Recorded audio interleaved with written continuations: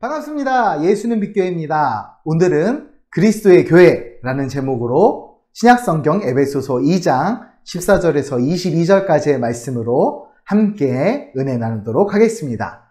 먼저 오늘 본문 말씀 함께 봅니다. 그는 우리의 화평이신지라 둘로 하나를 만드사 원수된 것 곧 중간에 막힌 담을 자기 육체로 하시고 법조문으로 된 계명의 율법을 폐하셨으니 이는 이 둘로 자기 안에서 한 세 사람을 지어 화평하게 하시고 또 십자가로 이 둘을 한 몸으로 하나님과 화목하게 하려 하심이라. 원수된 것을 십자가로 소멸하시고 또 오셔서 먼데 있는 너희에게 평안을 전하시고 가까운 데 있는 자들에게 평안을 전하셨으니 이는 그로 말미암아 우리 둘이 한 성령 안에서 아버지께 나아감을 얻게 하려 하심이라. 그러므로 이제부터 너희는 외인도 아니요 나그네도 아니요 오직 성도들과 동일한 시민이요 하나님의 권석이라. 너희는 사도들과 선지자들의 터 위에 세우심을 입은 자라. 그리스도 예수께서 친히 모퉁이돌이 되셨느니라. 그의 안에서 건물마다 서로 연결하여 주 안에서 성전이 되어가고 너희도 성령 안에서 하나님이 거하실 처소가 되기 위하여 그리스도 예수 안에서 함께 지어져 가느니라. 아멘. 완연한 가을에 접어드는 9월이 시작되었습니다. 하나님의 귀하신 역사 가운데 우리 예수는 빛교회가 하나님의 교회로서 세워진 지 만 3년이 되어가는 이제 9월이 시작되었습니다. 처음에 용인에서 가정교회로 1년 동안 하나님께 예배하였고 2년차 때는 저 멀리 서울에 있는 서강대에서 1950이라는 귀하고 아름다운 스튜디오에서 열심히 우리 귀한 섬김을 또 누리며 예배하였고 너무나 보고 싶습니다. 또 이제 3년 차를 시작하면서는 이곳 용인에 다시 돌아와서 제이브라이트 812 이 카페에서 하나님의 사역을 감당하며 1년간 예배를 하였습니다. 너무나 감사하고 감사한 시간입니다. 하나님께서 특히 이 제이브라이트 812라는 공간을 허락하심은 그저 누군가의 능력이 있음도 아니고 모든 것이 하나님의 역사이며 또한 이곳을 세울 수 있도록 함께 기도해 주었던 우선은 목회자의 가정의 모든 식구들과 또 1950 우리 사랑하는 동역자들 또 이 제이브라이트 812가 완성되고 또 지금 섬기고 있는 사랑하는 스태프들 모두가 함께 있었기 때문에 가능했습니다. 너무나 벅차고 감사한 3년입니다. 계속해서 예수는 빛교회는 하나님을 섬기는 하나님 앞에서 선교하는 공동체로서 그리고 한 사람 한 사람이 그리스도인으로서 성장하는 교회 그리고 아름다운 교회가 되길 원합니다. 오늘 말씀으로 들어갑니다. 어제나 오늘이나 많은 목회자들의 공통된 주제이며 고민은 어떤 교회를 세울 것이냐라는 고민입니다. 교회는 사실 목회자가 세우는 것은 아니시죠. 교회를 세우는 첫 번째의 큰 목적은 복음입니다. 그 복음의 토대 위에 각 교회는 목회자의 성격이나 아니면 목회자의 전공, 어떤 여러 가지 상황과 환경에 따라서 그 교회의 성격이 정해집니다. 어떤 교회는 기능교회로서 상담을 전문적으로 할 수도 있고 어떤 교회는 전통교회로 교회 예배와 예전 중심의 교회가 될 수도 있고 또 어떤 교회는 우리 예수는 빛교회처럼 카페를 주중에 운영하고 주말에 주일에는 예배 처소로 사용되기도 합니다. 여러 가지 목적성을 갖고 있지만 이 많은 교회를 섬기는 목사님들의 목회자들의 공통된 고민은 어떤 교회를 세우실 것이냐 그리고 그 교회의 부르심은 어떤 것이냐에 대한 고민입니다. 궁극적으로 하나님이 기뻐하시는 교회, 하나님을 예배하는 교회가 우리가 천국 가는 그날까지 연구해야 될 대주제이며 우리가 부단히 애를 쓰며 목숨 걸고 우리가 지켜나가야 할, 그리고 파헤쳐야 될, 그리고 싸워나가야 할 우리의 주제이지요. 교회는 기본적으로 단체입니다. 그리고 모임이지요. 단체나 모임은 동기나 목적에 의해 그 정체성이 규정됩니다. 교회가 그 정체성을 바로 알아야 본래의 목적을 성취할 수 있지요. 우리는 교회의 근본적인 정체성과 목적, 그리고 그 완성을 찾기 위해서 많은 신학자들과 목회자들이 초대교회 모델들을 바라보고 고민합니다. 왜냐하면 초대교회는 예수님과 가장 가까웠기 때문에 예수님이 전하신 그 기쁜 소식, 복음을 가장 생생하게 기억하고 생생하게 알고 있기 때문입니다. 오늘 본문에서 바울은 교회의 정체성을 가르침으로써 바람직한 교회를 만들어 갈 것을 교훈합니다. 오늘 그리스도의 몸된 교회가 어떤 교회인지를 찾아보고 함께 나누기 원합니다. 오늘 본문으로 들어가 보겠습니다. 오늘 본문 14절에서 바울은 예수 그리스도께서 유대인과 이방인 사이에 막힌 담을 당신의 육체로 허시고 둘로 하나를 만들어 화평케 하셨음을 증언했습니다. 예루살렘 성전에는 성소와 이방인의 뜰을 구분하는 성전 난간이 있었습니다. 구약시대에는 율법을 받은 유대인과 그렇지 못한 이방인들을 확실히 구분했던 것입니다. 그러나 예수 그리스도께서 십자가를 지셔서 율법을 완성시키심으로 유대인과 이방인의 구분은 없어졌지요. 예수님은 율법을 폐하시고 유대인과 이방인이나 차별이 없이 믿음의 법으로 그들을 구원하셨습니다. 바울은 이러한 사실을 15절에서 예수님이 자기 안에서 한 세 사람을 지어 화평하게 하셨다는 표현을 합니다. 여기서 말하는 한은 하나를 뜻하며 곧 하나 되는 우리의 공동체를 의미하는 것이며, 세 사람은 그리스도 안에서 새롭게 된 우리의 삶, 우리 그리스도인들의 삶과 또 공동체, 새롭게 되는 공동체를 의미합니다. 이는 이어지는 16절에서 십자가로 이들을 한 몸으로 만드시고 하나님과 화목하게 하셨다고 선언합니다. 즉, 예수님의 십자가가 이방인과 유대인을 하나 되게 했을 뿐 아니라 하나 된 이들을 하나님과 화목하게 했다는 뜻입니다. 또한 16절 하반절에 바울은 이 과정에서 예수님이 원수된 것을 십자가로 소멸하셨다고 했는데, 이는 곧 죄의 문제를 해결하셨다는 의미입니다. 죄의 문제의 해결, 구원을 의미하는 거지요. 이로써 예수님은 이방인과 유대인에게 평안을 전하셨습니다.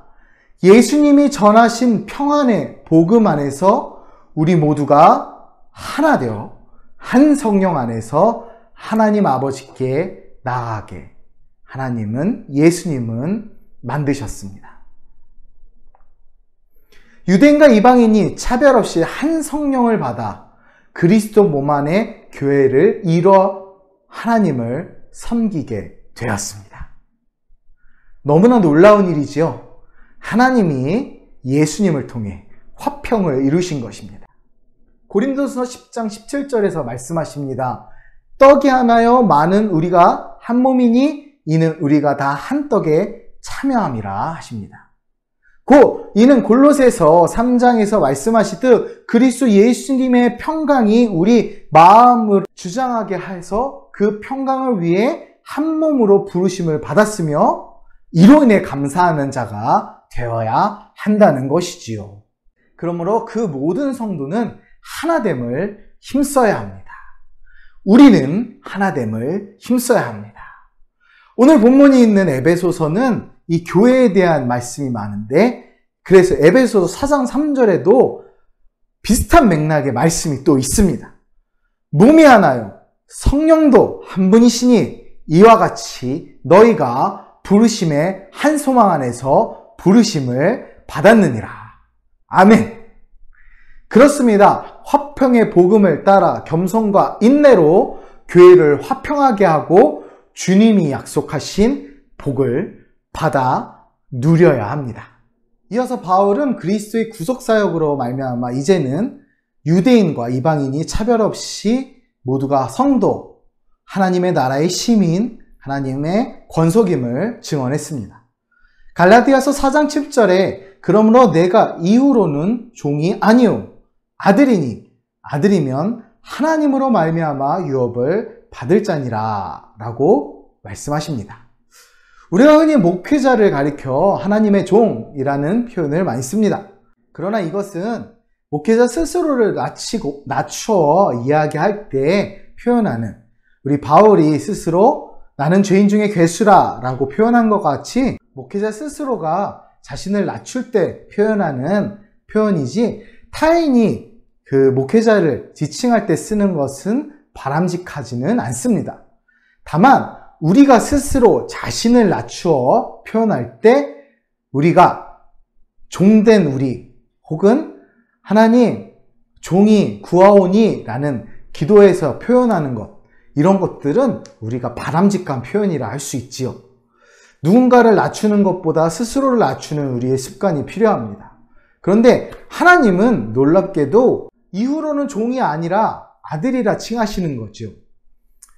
우리의 스스로 낮추는 겸손도 하나님은 아들이라, 자녀라 칭하시며 우리를 높이십니다. 아들이 된 것, 자녀가 된 것은 유업을 받는 것입니다. 유산을 받는 것입니다. 복음의 유산, 구원의 유산을 받는 것이죠. 곧 천국 백성이 된다는 이야기입니다. 이는 이방인들을 멸시하며 자신들의 전통인 율법을 지켜야만 구원을 받을 수 있다는 유대인들의 주장에 대한 바울의 반론이기도 하지요. 바울은 에베소 교회 성도들이 사도와 선지자들의 터 위에 세우심을 입은 자라 20절에 선언합니다. 사도와 선지자는 그리스도의 계시를 증언하는 자들입니다.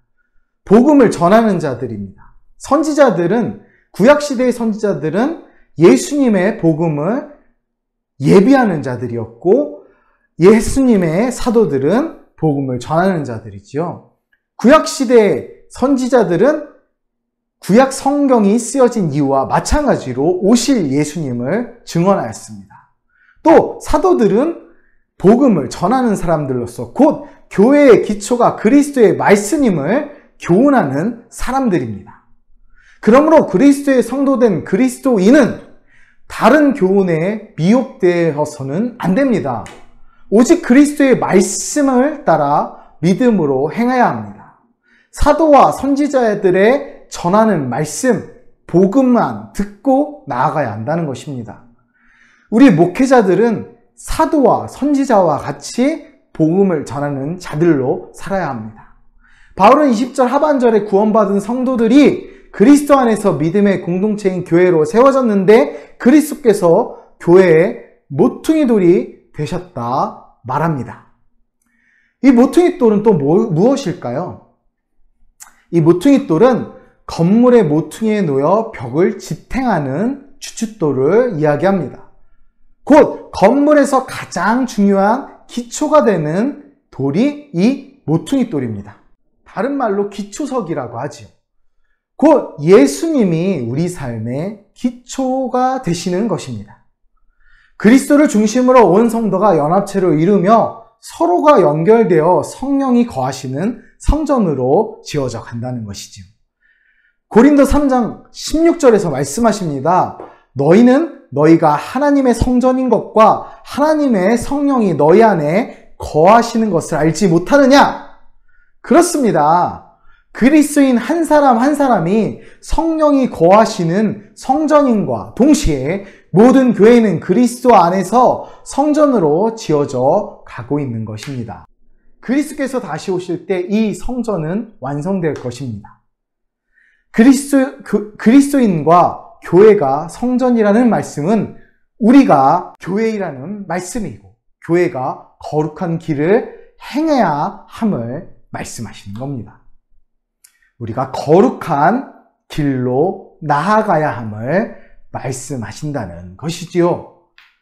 바울이 디모데에게 쓴 편지에서 이야기하듯 우리 자신과 교회의 거룩성을 위해 세상에 죄악된 요소들이 침투하지 못하도록 언제나 말씀과 기도로 거룩함을 유지해야 합니다. 복음이라는 우리 좋은 땅 위에 말씀이라는 기초석을 쌓고 기도라는 기둥을 세워 우리의 삶이라는 벽을 세우다 보면 아름다운 성전이 되지 않을까요? 하나님께서, 예수님께서 우리의 모든 것입니다. 모든 것 되어 주십니다. 말씀을 정리합니다. 변화하는 세상의 문화와 전통을 따라가다 보면 교회가 세상으로 인해 오염되어 교회의 본질을 망각하게 되는 경우가 있습니다. 그래서 교회는 항상 하나님의 말씀으로 돌아가려고 힘써야 하고 항상 개혁되어야 합니다. 우리가 교회에서의 본질을 잃어버리면, 그것이 본질을 잃어버린 것이 개혁이라 착각하면 그것은 이미 교회가 아닌 것이 됩니다. 교회는 항상 다시 되돌아가려는 저항을 해야 합니다. 우리는 프로테스탄트입니다. 저항자들입니다. 우리가 저항해야 할 것은 그리스도의 영광을 가리우는 것들이고 하나님의 영광과 복음의 은혜, 구원의 역사를 방해하는 것들에 저항해야 합니다. 교회를 세우신 그리스도의 뜻을 따라 언제나 건강하고 주님 보시기에 기뻐하실 만한 교회를 이루는 우리가 되어야 합니다. 우리가 교회입니다. 그리고 우리가 그리스도인입니다. 여러분, 여러분이 거룩한 교회이며 여러분이 바로 그리스도인입니다. 거룩한 교회이며 그리스도인 된 우리가 하나님의 아름다운 복음과 사역 위에 힘써 나가길, 거룩한 그 길 따라 나아가길 주님의 이름으로 축복하며 기도합니다. 그리스도의 교회된 우리가 되기 원합니다. 감사합니다.